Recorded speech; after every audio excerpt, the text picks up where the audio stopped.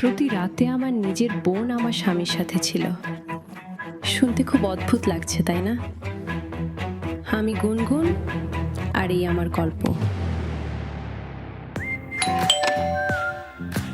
আমার ছোট বোন মুনমুন বিনা আমন্ত্রণে আমাদের বাড়িতে চলে এলো। শেষ পর্যন্ত তোমার বিয়েটা তো ভেঙেই যাচ্ছে। তোমার স্বামী শাহজাদারের হতে চলা সন্তান আমার গর্ভে বড় হচ্ছে। এ কি করছিস তুই? নিজের বোনকে কেউ এরকম কথা বলে? বোন, আর তুমি? এই সত্যিটাও তুমি খুব শিগগিরই জানতে পারবে। আমার কথা ছাড়ো, আমার সাথে বিছানায় থাকা তোমার স্বামী ওই শাহজাদারও তোমার কথা একবারও মনে পড়ে না। তোমার স্বামী শাহজাদার পক্ষ থেকে বিবাহবার্ষিকীর উপহার। আমাদের বিবাহবার্ষিকীতে আমার স্বামী আমাকে এমন একটা উপহার দিল যেটা আমি আমার ঘোর শত্রুর জন্যও চাইব না। Divorce paper.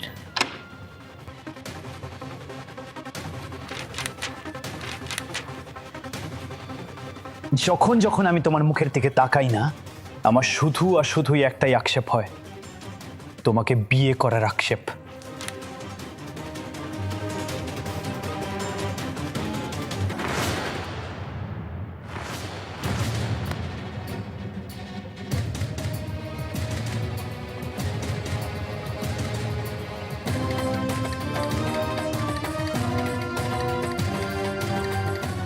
যে সাহচর্য আমি তোমার মধ্যে খুঁজছিলাম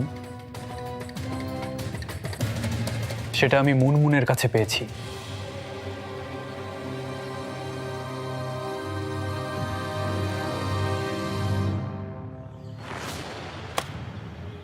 এখন আমার কাছে একটাই পথ খোলা ছিল, বাবা মায়ের কাছে গিয়ে সাহায্য চাওয়া।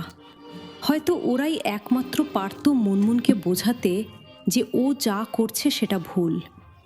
কিন্তু যখন সেখানে পৌঁছলাম তখন আরও একটা তেতো সত্যির মুখোমুখি হলাম। দেখ গুনগুন, মুনমুন সত্যিই ছোট সাহেবের প্রেমে পড়েছে। আর যদি আমাদের শাহজাদাও মুনমুনকে পছন্দ করেন তবে এতে ক্ষতিই বা কি? আমি ছোট সাহেবকে বিয়ে করেছি, ও আমার স্বামী। ও মুনমুনের পছন্দের কোনো খেলনা নয় যে তুমি চাইলেই ওকে তুলে ওর হাতে দিয়ে দিবে। তুমি ছোটবেলাতেও আমার সাথে ঠিক এটাই করতে। আমার যা পছন্দ হতো তুমি সেটা তুলে এই মুনমুনকে দিয়ে দিতে। আমি কি তোমার মেয়ে নই? তুমি কিছু বলছো না কেন? মা, তুমি চুপ কেন? আমি তোমাকে নিজের গর্ভে জন্ম দিইনি, তবুও আমাদের অনিচ্ছা সত্ত্বেও তুমি আমাদের মাথার ওপর বোঝা হয়ে বসে আছো। এত বড় একটা সত্যি, এটা একটা বিরাট ধাক্কা ছিল। এখন আমার আর কিছুই বলার ছিল না। এটা মাথায় রেখো, তোমাকে বড় করাটা একটা দয়া ছিল। এটা আমার একটা ঋণ যা তোমাকে শোধ করতে হবে। বদলে আমি আমার মেয়ের খুশি চাই। এত বছর ধরে তোমাকে সহ্য করেছি, তার একটা পুরস্কার তো পাওয়া উচিত। তাই চলো আজ তোমার স্বামীর সাথে একটা ডিল করা যাক। জীবন যখন আমাদের দিশেহারা করে দেয় তখন প্রায়ই আমাদের অতীত থেকে কাউকে পাঠায় সব গুছিয়ে নিতে সাহায্য করার জন্য।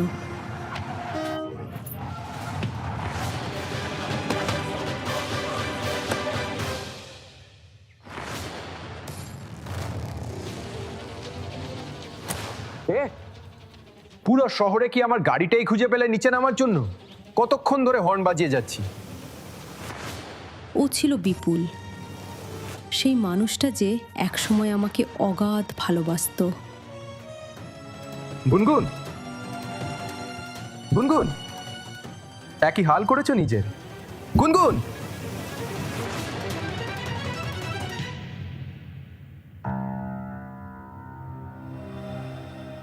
কয়েক ঘন্টা পর যখন আমি চোখ খুললাম, নিজেকে একটা বিলাসবহুল ঘরে দেখতে পেলাম।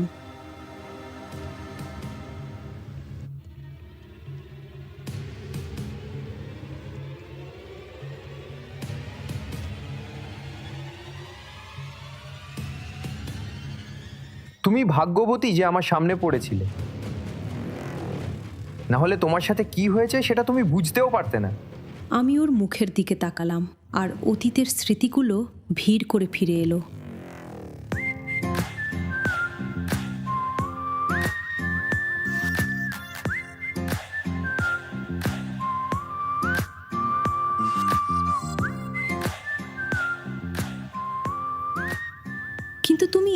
এই শহরে কিভাবে? আমি ভেবেছিলাম তোমার সাথে আর কখনো দেখা হবে না। আমার শরীরটা ভালো লাগছে না। আমার এখন যাওয়া উচিত। আমি তোমার সাথে পরে দেখা করব।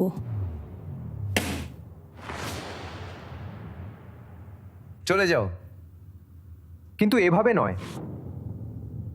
পুরো 24 ঘন্টা পর তোমার জ্ঞান ফিরেছে। আমি যদি তোমাকে এখানে না আনতাম তবে দোষটা আমার ঘাড়েই পড়তো। তোমার চিকিৎসার পিছনের খরচ আমাকে ফেরত দাও, তারপরে বিদেয় হও। বিপুল তো এরকম ছিল না। ও এতটা বদলে গেল কি করে? আর আমি জানি যে আমাকে দেওয়ার মতো একটা পয়সাও তোমার কাছে নেই। কারণ তুমি সবকিছু হারিয়ে ফেলেছো। তাই আগামী 10 দিন তুমি এই বাড়িতেই থাকবে। তারপর আমি তোমাকে বলবো এরপর কি করতে হবে। কিন্তু হ্যাঁ, পালিয়ে যাওয়ার কথা ভাবতেও যেও না। এটা শুনে আমি স্তব্ধ হয়ে গিয়েছিলাম। বিপুল কিভাবে এসব জানে আর কেন এমন আচরণ করছে সেটা ভেবে আমি চিন্তায় পড়ে গেলাম। মেয়েটা এখানেই আছে, যেমনটা আমি ভেবেছিলাম। ওর মুখ নেহার মতোই, তাই আমি ওকে এখানে রেখেছি। নেহাকে?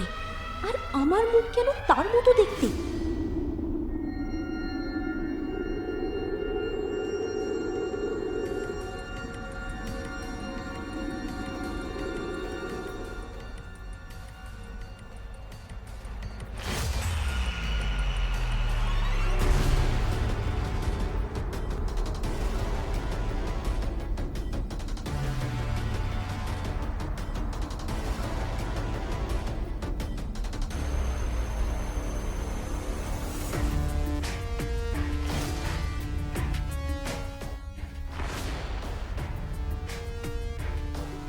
নেহা,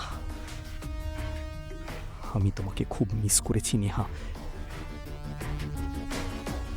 তুমি আমার সঙ্গে ভুল করেছো।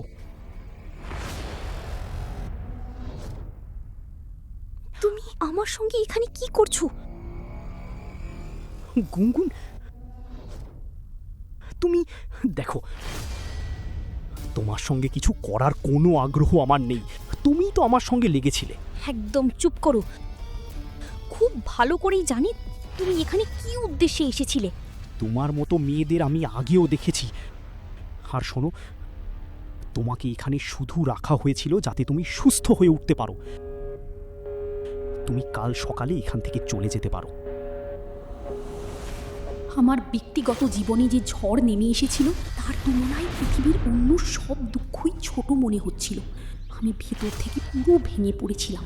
গত কয়েকদিনে আমার বোন আমার স্বামীকে আমার কাছ থেকে ছিনিয়ে নিয়েছে। আমার বাবা মা আমাকে মেয়ের অধিকার থেকে বঞ্চিত করেছে। আর আমার অতীত আমার বর্তমানকে নষ্ট করে দিয়েছে।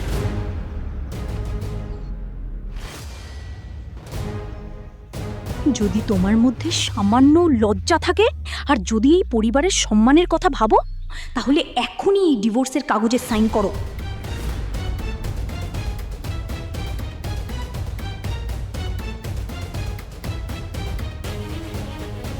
আমি তোমার সঙ্গে একটা ভবিষ্যৎ কল্পনা করেছিলাম, কিন্তু তোমার এই কালো কাজের পর তোমার উপর আমার বিশ্বাস চিরতরেই শেষ হয়ে গেছে। ঈশ্বর যেন কাউকে এমন দিন না দেখান।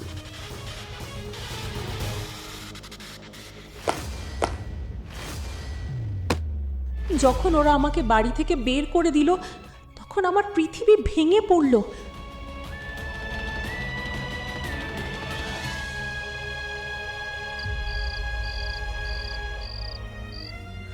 আমি কিছুই বুঝতে পারছিলাম না কি করব। এই হতাশার মাঝেই আমার বিপুলের কথা মনে পড়ল।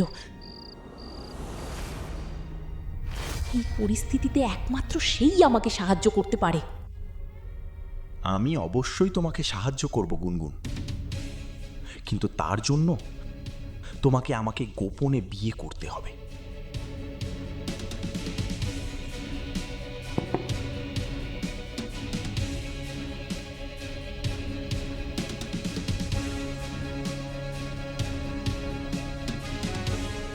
এমন একটা বিয়ে যেখানে আমরা স্বামী স্ত্রীর মতো থাকব, কিন্তু কেউ এর কিছুই জানবে না। আর এই বিয়েতে কি কি হবে তার শর্তগুলো এখানেই লেখা আছে। বিপুল বিয়ের চুক্তিতে কি লিখেছে? গুনগুন কি তার বোন মুনমুনের ওপর প্রতিশোধ নিতে পারবে? আর বিপুল কেন গুনগুনের সঙ্গে এমন করছে? পুরো গল্প জানতে এক্ষুনি পকেট এফএম অ্যাপ ডাউনলোড করুন, লিঙ্কটি বর্ণনায় দেওয়া আছে।